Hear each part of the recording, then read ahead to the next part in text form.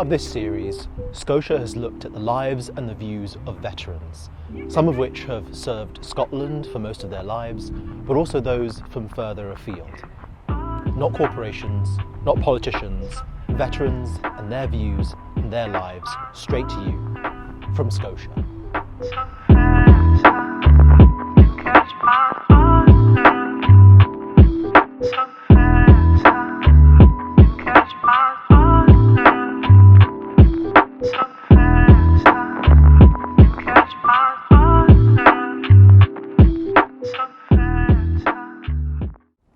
This is when I was in Afghanistan, but let's see.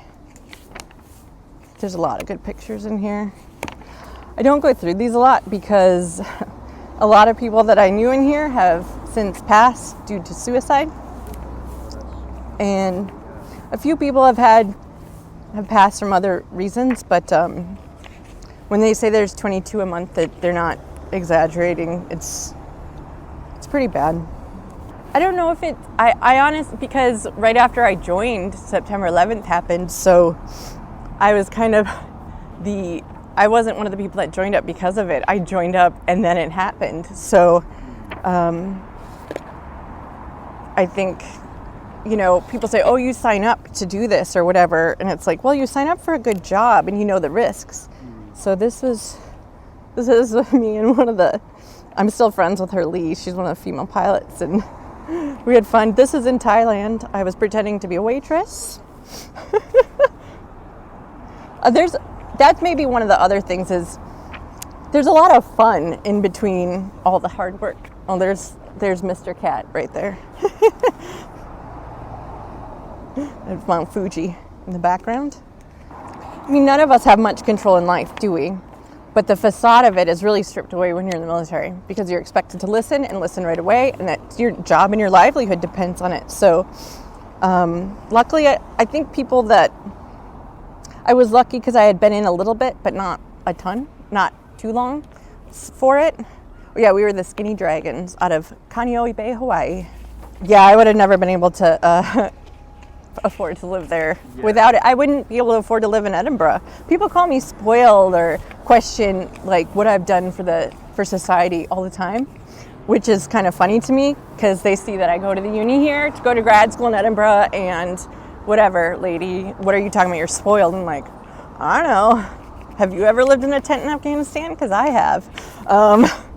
Not that makes me better than anyone else, but it's just funny what people assume stuff. Yeah. But it has a lot of ups to it. I have no idea where I'm even at in this one. It has an upside because people will be who they are. Maybe that's the good part of right now, where everything's so messed up, is that people are living their true self, living their true lives and being true to themselves when sometimes they're putting a facade on things to get along and play nice. And I think I'm in this one. So yeah, I was 23, I think, fresh out of flight engineer school in Kandahar International Airport. It was, I was too young to be scared, so that's good. There's me. Abbott's is my maiden name. Sometimes it's good to be scared, Sometimes because when we were in Iraq in 2009, it wasn't as risky. And I think that I've got some good pictures from in the Philippines in one of these. It's kind of good to be scared sometimes, and I think I was kind of just new to everything and just going with the flow. That's kind of what I try and do in life, but yeah, a lot of bombed out stuff. Burn pit and stuff like that, but yeah, there's a lot of problems. Luckily, I never had to deploy after I had kids. See, we had fun along with everything else. Oh, look, we got to swim with false killer whales in the Philippines. So there was a lot of, even when you're not in the greatest places in the world, like we went to in Iraq, and that was really neat. Got to go see where Abraham lived and stuff. He walked me down the aisle, actually. Yep, and the guy who married us is in here too. good friends with him still. He used to work at NATO, and now he's like a CEO of a base in Nevada or something. Wow, yeah. He was, like Tyler and I got married in Hawaii. Our friend got ordained online, and he was there and walked me down the aisle because they'd call it your sea daddy. It's like your mentor. I was people's sea daddy. It doesn't matter if you're a man or a woman, but he's from Louisiana. He's Cajun. And really interesting because I grew up kind of in a little bubble in Wisconsin. I remember meeting a black person for the first time because I was that old, because it was that white of a place that I lived. Where my husband's from the South, where it's not like that. Because it wasn't like it was segregated, it was just people didn't move up to Wisconsin. Well, that can have its, I've had conversations with people who don't think that there's such thing as racism in Scotland, and to explain to them very gently that that's never true. It's just not the way humans are. And if you neglect to recognize it, you're at risk for being it. The guy that married us passed away, but Oh, that's a shame. yeah. A couple years ago. Let's see. To find him. But he was really neat, and he said, hey, if I do this, can I get dressed up as a pirate and do a pirate wedding? And he did, and then another friend of ours dressed up they had a parrot costume for some reason, and he dressed up as a 6-foot-tall parrot, and we just went with it because it was free and it was fun. So maybe we're not very traditional in my family. I think that there's too much access to guns in the U.S., and that's the guy that married us. He died the 21st of September. In service. No, well, he was still in the military, but he committed suicide. Oh, yeah. I'm sorry. Yeah. That's awful. It's that one was a shock. It was really a shock.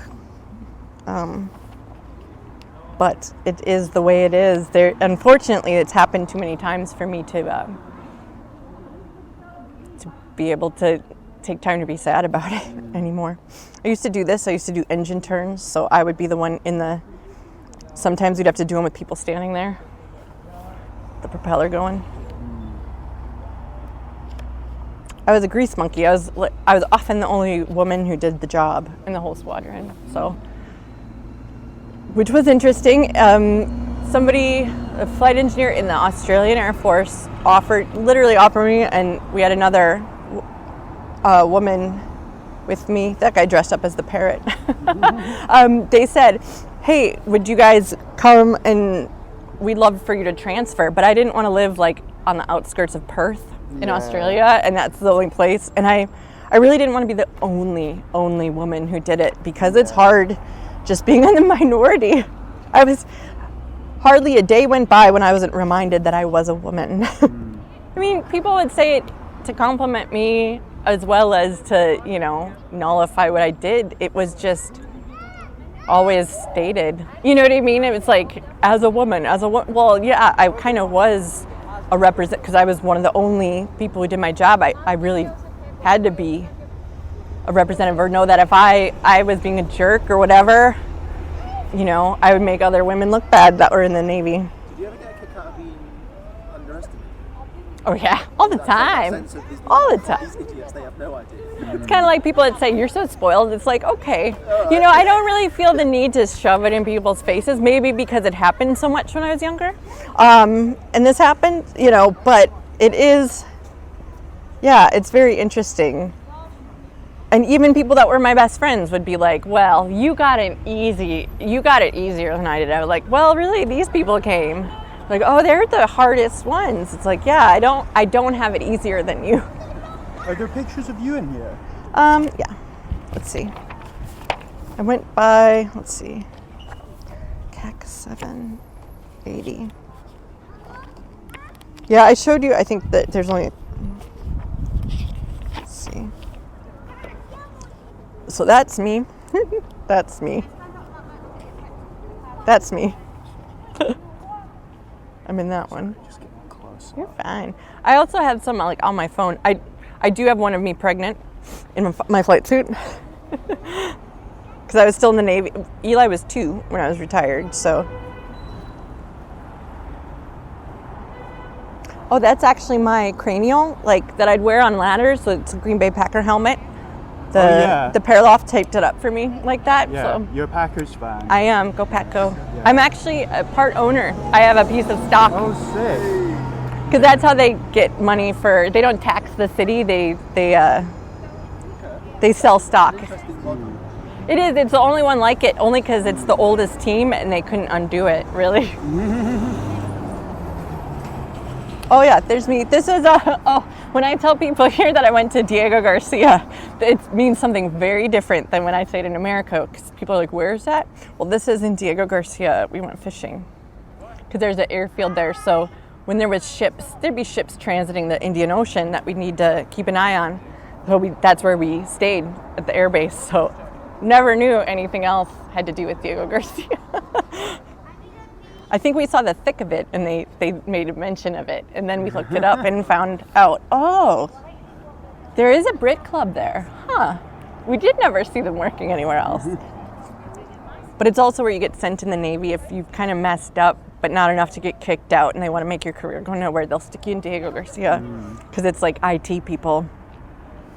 Like I said, because they knew I wouldn't get in trouble from going out in the Philippines.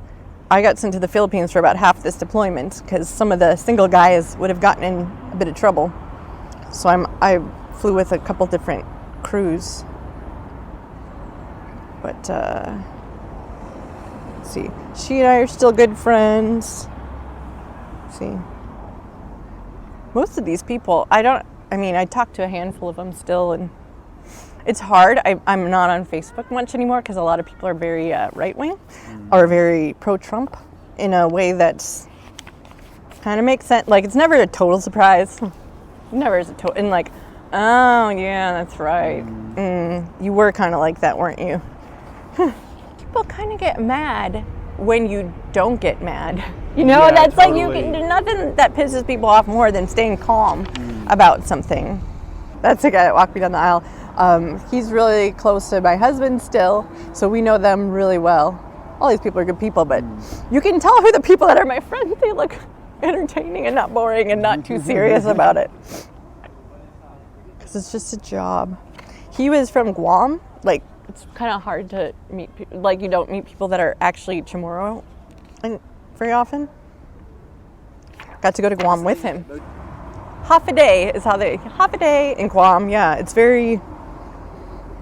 where America wakes up, they say, and all that stuff. And it's not, Hawaii is very different from mainland America. Guam's even more so. So